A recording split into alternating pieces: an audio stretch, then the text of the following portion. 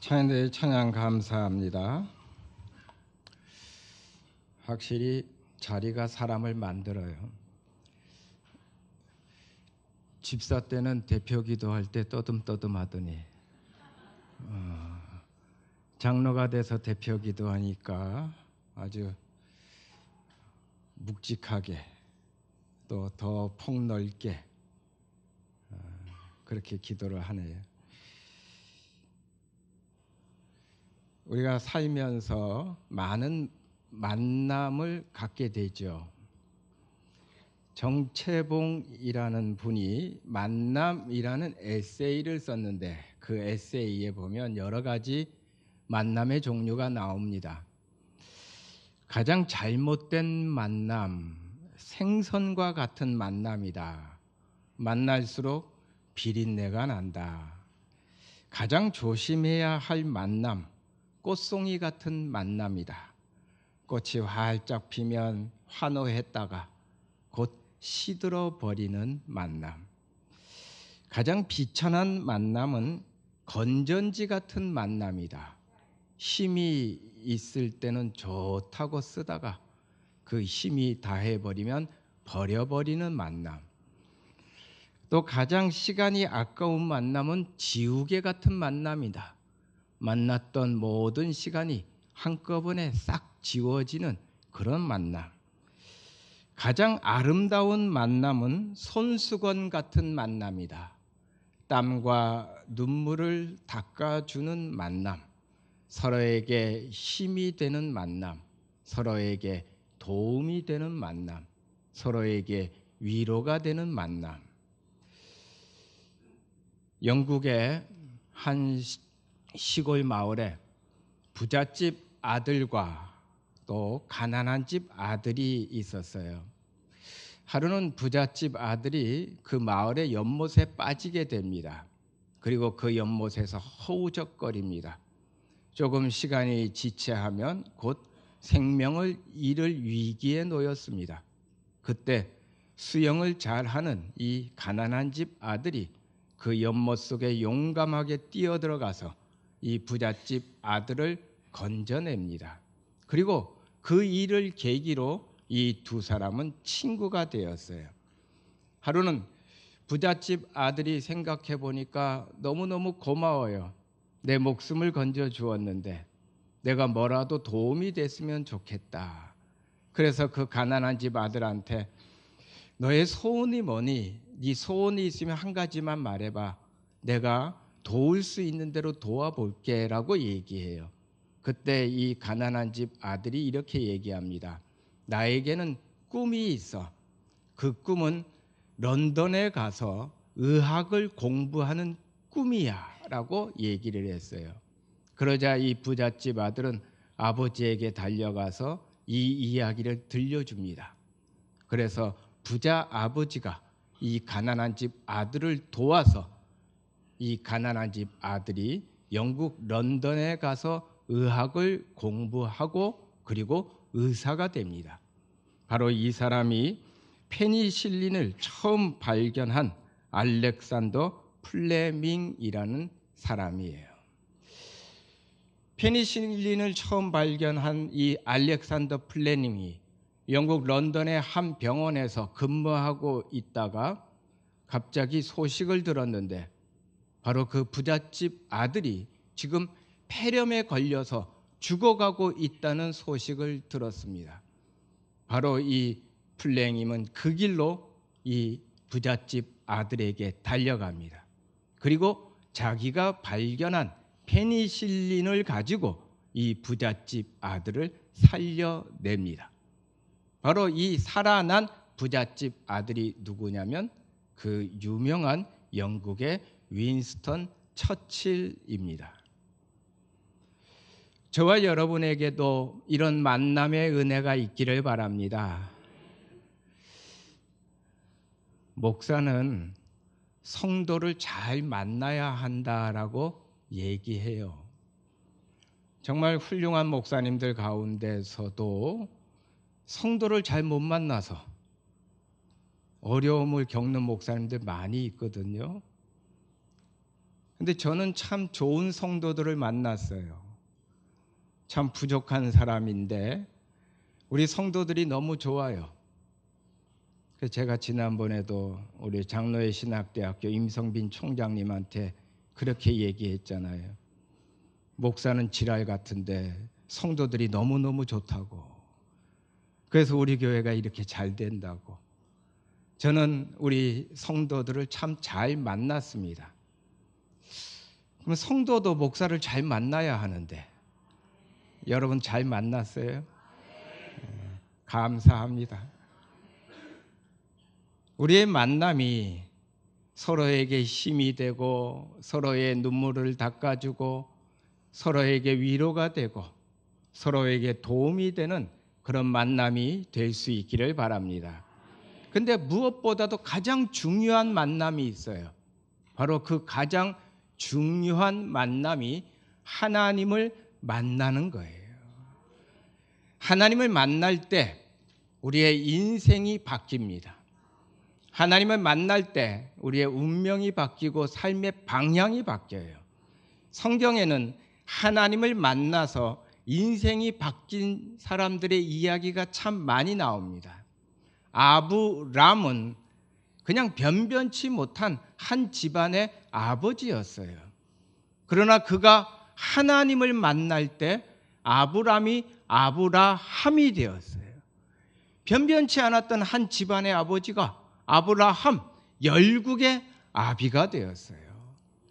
사례는 나이가 들어도 아이를 갖지 못하고 늘 눈물 속에 있었던 여인입니다. 그랬던 이 사례가 하나님을 만나니까 사라, 열국의 어미가 되었어요. 요셉을 보세요. 요셉은 형들의 시기와 질투에 의해서 애굽의 종으로 노예로 팔려갔습니다. 하지만 그 요셉이 하나님을 만날 때 그냥 요셉이 아니라 사브낫 바네아, 세상의 구원자라는 이름을 가지고 그가 하나님께서 맡겨주신 놀라운 일을 할 수가 있었습니다. 하나님을 만날 때 이름만 바뀌는 게 아니라 그 인생이 바뀌고 삶의 방향이 바뀌어요. 오늘 저와 여러분도 하나님을 만나 우리의 이름도 바뀌고 우리의 인생도 바뀌고 그리고 또한 우리의 삶의 방향도 바뀌는 저와 여러분 될 수 있기를 바랍니다. 오늘 성경에 야곱이 나오죠. 야곱 보세요. 야곱의 이름의 뜻이 뭡니까? 간사한 자, 발 뒤꿈치를 잡는 자라는 뜻이에요. 성공을 위해서라면 발 뒤꿈치를 잡더라도 어떤 간사한 수단과 방법을 쓰더라도 그랬던 자가 야곱이라는 거예요. 그런데 이 야곱이 하나님을 만나고 나서 이스라엘로 바뀌게 됩니다. 자기가 승리하기 위해 온갖 수단과 방법을 가리지 않았던 야곱이지만 하나님을 만나니까 이스라엘, 하나님이 이기게 하는 자, 하나님이 승리하게 하는 자로 바뀌더라는 거예요. 야곱이 형 에서를 속였습니다. 팥죽 한 그릇으로 속이죠. 그리고 또 누구를 속여요? 아버지 이삭을 속여요. 변장을 해서 아버지를 속여요. 왜 속였습니까? 축복권을 갖고 싶어서 형도 속이고 아버지도 속였어요.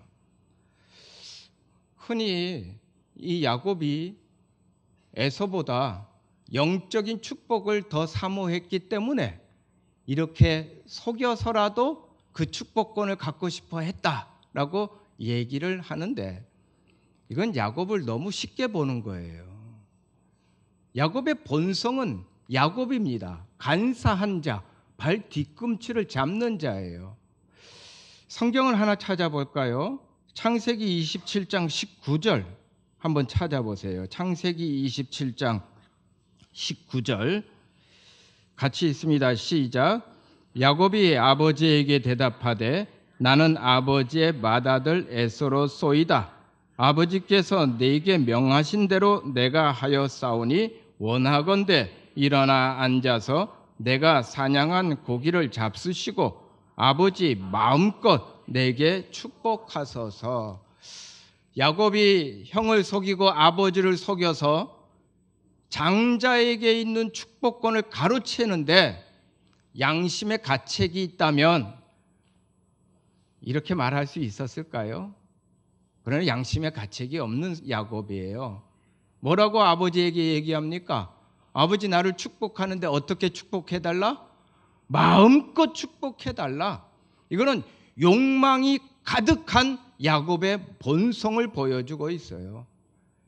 이 축복을 받을 수만 있다면 수단과 방법을 가리지 않더라도 나는 받을 수 있는 대로 받을 거야 라고 하는 이 야곱의 욕망에 가득한 그 축복을 쟁취하는 모습이 나와 있습니다. 하지만 이 대가는 너무나 혹독한 대가였어요. 형을 속이고 아버지를 속여서 자신의 욕망대로 장자의 축복권은 쟁취했지만 이제 형 에서가 그 일을 알고 난리가 났습니다. 가만히 있지 않습니다. 치를 떱니다. 내가 이 야곱을 가만히 두지 않겠어. 내 축복권을 가로챈 이 야곱 내가 죽이겠다고, 야곱을 죽이겠다고 에서가 지금 노발대발을 합니다. 그러자 아버지 이삭이 야곱을 불렀어요. 그리고 야곱에게 야, 이대로 가다가는 우리 집안에 큰일이 나겠다. 형이 너를 죽이려고 하는데 내가 그 꼴을 어떻게 보냐. 안 되겠다. 너 저기 밧담 아람 하란에 있는 외삼촌 라반의 집으로 빨리 도망을 쳐라. 거기에 가 있어라. 모든 게 다 잠잠해지면 그때 내가 부를게. 이러면서 아버지 이삭이 야곱을 도망을 치게 합니다. 야곱은 이 일로 인해 도망을 쳐요. 야곱이 살던 부엘세바에서 외삼촌 라반의 집이 있는 하란, 즉 밧담 아란까지는 640km의 거리입니다.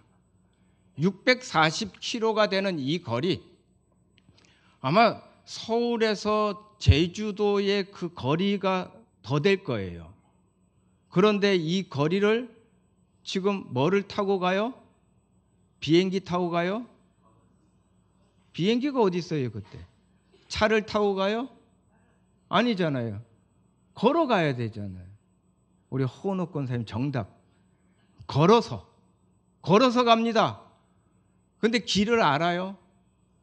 뭐 내비게이션이 있습니까? 뭐가 있습니까? 그냥 밧단 아람은 저 방향이야 라고 하는 것만 알고 그 길을 나섰어요. 한번 생각해 보세요. 아무도 없습니다. 혼자 그 길을 갑니다. 처음 가는 길입니다. 그 길이 잘 닦여져 있는 길도 아닙니다. 그 길이 얼마나 이 야곱에게 힘들고 고난의 길이었을까요? 가면서 얼마나 많이 후회했을까요? 내가 왜 그랬지? 어쩌다가 이렇게 됐지? 신세도 한탄하고 눈물도 흘리고 서러운 마음도 막 듭니다. 그러다가 베델, 즉 루스라고 하는 곳에 이르렀습니다. 부엘세바에서 이 루스까지는 100km예요. 100km가 떨어졌어요. 아까 제가 640km가 며칠 걸린다고요? 그 말 안 했나? 안 했구나. 640km가 성인 남자가 걸어가면요, 한 달이 걸린대요. 한 달이 걸려요. 그런데 지금 부엘세바에서 루스까지는 100km예요. 그럼 며칠 걸렸어요? 갑자기 계산 안 되죠. 약 5일에서 7일 정도 지금 시간이 지났어요. 그 시간 이미 야곱은 육체적으로도 지칠 대로 지쳤습니다. 마음도 지쳤습니다. 서럽기도 합니다. 고독함이 밀려옵니다. 언제 이 길이 끝나나 하는 막막함도 지금 막 밀려오는 바로 그때, 야곱이 가장 지쳐 있는 바로 그때 하나님이 야곱을 찾아오셨어요. 야곱이 의도한 만남이 아닙니다. 하나님 제발 만나주세요, 만나주세요 하며 하나님을 찾아서 만난 만남이 아닙니다. 야곱을 보고 있었던 하나님이 야곱에게 찾아오셔서 그 밤에 차디찬 돌베개를 베고 누워있는 야곱을 하나님이 만나 주셨어요. 저와 여러분, 인생의 광야길을 걸어가다가 가장 깊은 고독과 가장 깊은 어둠과 막막함과 지쳐 있을 때에 그때 나를 보고 다가오시는 이 하나님을 만날 수 있기를 바랍니다. 그리고 하나님이 야곱에게 꿈을 통해 무언가를 보여주셨는데 하나님이 보여주신 내용이 12절에 나와 있습니다. 우리 같이 있습니다. 28장 12절 같이 있습니다. 시작. 꿈에 본즉 사닥다리가 땅 위에 서 있는데 그 꼭대기가 하늘에 닿았고 또 본즉 하나님의 사자들이 그 위에서 오르락 내리락 하고. 자, 무엇을 보여주셨어요? 사닥다리를 보여주셨어요. 근데 이 사닥다리가 하늘에서 땅까지 쭉 연결된 사닥다리입니다. 이 사닥다리에는 의미가 있습니다. 하나님은 야곱을 축복하기를 원하셨어요. 그런데 먼저 바뀌어야 했습니다. 뭐가 바뀌어야 하냐면 수평 인생을 살아오던 야곱이 이제 수평 인생이 아니라 수직 인생으로 바뀌어야 했어요. 사닥다리가 보여주는 것은 수평 인생에서 수직 인생으로의 전환을 말씀하고 있는 거예요. 이 사닥다리는 야곱이 땅에서부터 한 칸 한 칸 한 칸 쌓아 올리며 올라간 사닥다리가 아닙니다. 한 칸 한 칸 쌓았다면 피곤함과 고단함으로 얼마 못 가 중단되어졌을 거예요. 이 사닥다리는 하늘에서부터 땅으로 내려온 사닥다리, 즉 은혜의 통로요, 은총의 통로임을 보여주고 있는 거예요. 지금까지 야곱은 자신의 꾀로 살았습니다. 그 간사함과 발 뒤꿈치를 붙잡는 수단과 방법을 가리지 않더라도 성공만 하면 된다라고 하는 수평 인생을 살아왔어요. 그 수평 인생으로는 하나님의 축복을 받을 수 없어. 하나님의 축복은 하늘에서부터 땅으로 내려오는 이 사닥다리, 은혜의 통로를 통해서 얻을 수 있다는 것을 하나님이 보여주고 계신 거예요. 이스라엘의 한 격언집에 나오는 내용입니다. 한 나그네가 길을 가는데 피곤해요. 지나가는 마차가 있어서 마차를 붙잡았습니다. 그리고 마부에게 저를 좀 태워주세요 부탁했어요. 그랬더니 마부가 예 타세요 했어요. 마차에 올라탔습니다. 그리고 이 나그네가 마부에게 물어봅니다. 예루살렘까지 얼마나 걸릴까요? 라고 물어봤어요. 그러자 마부가 대답합니다. 마차로 한 30분 걸리죠 라고 대답했어요. 이 나그네는 한 30분 후면 도착하겠지라고 하는 마음에 이제 잠이 잠깐 들었습니다. 그러다가 마차가 돌부리에 덜컹하고 걸리는 순간에 잠에서 깼어요. 시계를 보니까 30분이 지났어요. 그래서 마부에게 말합니다. 이제 예루살렘 거의 다 왔죠?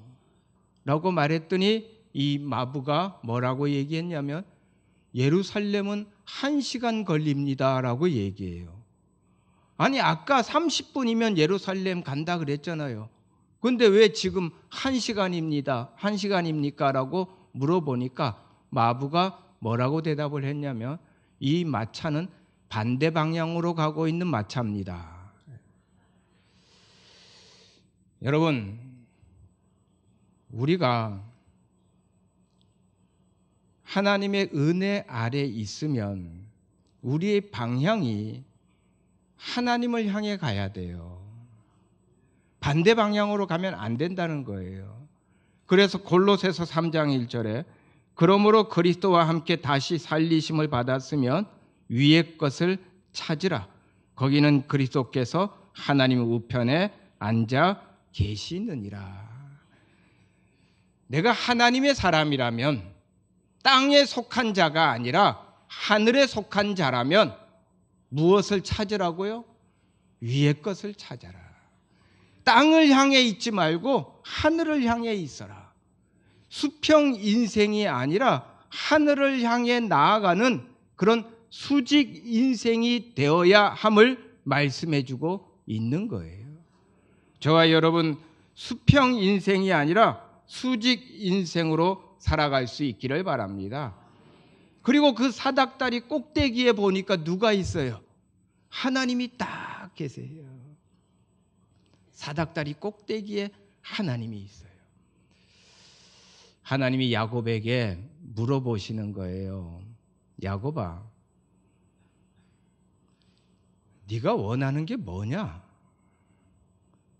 너 뭐 때문에 그렇게 축복권을 갖고 싶어 하냐? 돈을 많이 가지는 게 축복권이냐? 건강하게 장수하는 게 축복권이냐? 네 자식들 대학 들어가고 좋은 데 취업하고 시집장가 잘 가면 그게 축복권이냐? 네가 하는 일이 다 성공하면 그게 축복권이냐? 라고 물어보는 거예요. 그 사닥다리 꼭대기에 하나님이 계시다. 야곱이 갖고 싶었던 돈, 명예, 권력, 이 모든 게 어디서부터 나오느냐는 거예요. 이 모든 것을 누가 주관하고 있느냐라고 말씀하시는 거예요.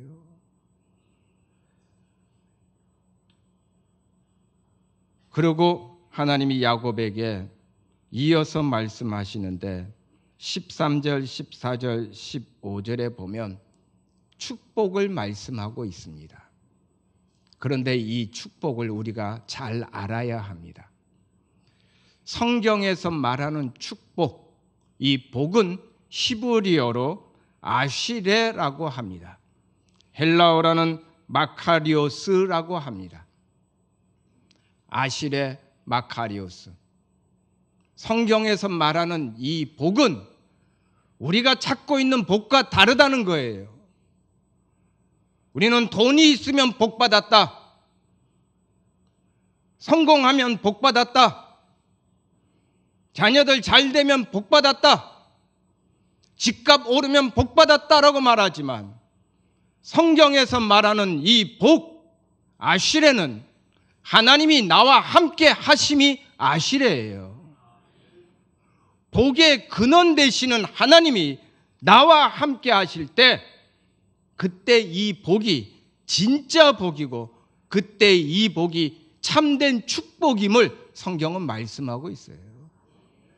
그래서 15절에 보면 내가 너와 함께 있어 내가 어디로 가든지 너를 지키며 너를 이끌어 이 땅으로 돌아오게 할지라 내가 내게 허락한 것을 다 이루기까지 너를 떠나지 아니하리라. 수평 인생이 아니라 하나님을 만나 수직 인생이 되면 이제 진정한 축복을 누린다는 겁니다. 그 진정한 축복은 하나님이 동행하는 인생, 하나님이 함께하는 인생, 복의 근원되는 하나님, 모든 복을 주관하는 하나님이 나와 함께하는 이 진정한 축복을 누리는 인생이 된다는 거예요. 저와 여러분, 이 축복받는 인생이 될 수 있기를 바랍니다. 수평 인생에서 수직 인생으로 바뀔 수 있기를 바랍니다. 이렇게 하나님을 만난 야곱, 여러분 29장 1절을 보시기 바랍니다. 29장 1절 같이 있습니다. 시작. 야곱이 길을 떠나 동방 사람의 땅에 이르러. 이 베델에서 하나님을 만난 야곱, 그 야곱이 길을 떠납니다. 지금 우리가 가지고 있는 성경에는 길을 떠나라고 되어 있어요. 그 예전 성경을 보면요, 야곱이 발행하여라고 나옵니다. 발행한다는 것은 힘차게 첫 발을 내딛는다라는 뜻이에요. 고단한 길이었습니다. 피곤한 길이었습니다. 지치고 서럽고 마음이 무너지는 길이었습니다. 하지만 베델에서 하나님을 만났습니다. 그리고 수평 인생이 수직 인생으로 바뀌었습니다. 그러자 여전히 길은 있고 여전히 혼자 있지만 지치지 않습니다. 힘차게 첫 발을 내딛는 야곱이 되었습니다. 목사로서 가장 보람 있고 가장 마음이 기쁠 때는요, 예배 끝나고 성도들이 예배당을 나가며 환한 미소로 기쁜 얼굴로 예배당을 나갈 때 목사로서 참 보람을 느껴요. 목사의 마음도 우리 성도들이 예배당을 나갈 때 축 처진 어깨가 힘을 얻고 슬픔 가운데 있던 그 마음이, 절망 가운데 있던 마음이 소망을 발견하고 힘차게 한 주간을 시작할 때 너무너무 기쁜데 하나님 보시기에는 얼마나 더 기쁘겠습니까? 이 주의 전에서 예배드리며 진정한 축복을 발견하고 수평 인생이 수직 인생으로 바뀌어서 이번 한 주간도 힘차게 첫걸음을 떼는 저와 여러분 다 될 수 있기를 바라겠습니다. 같이 기도합니다.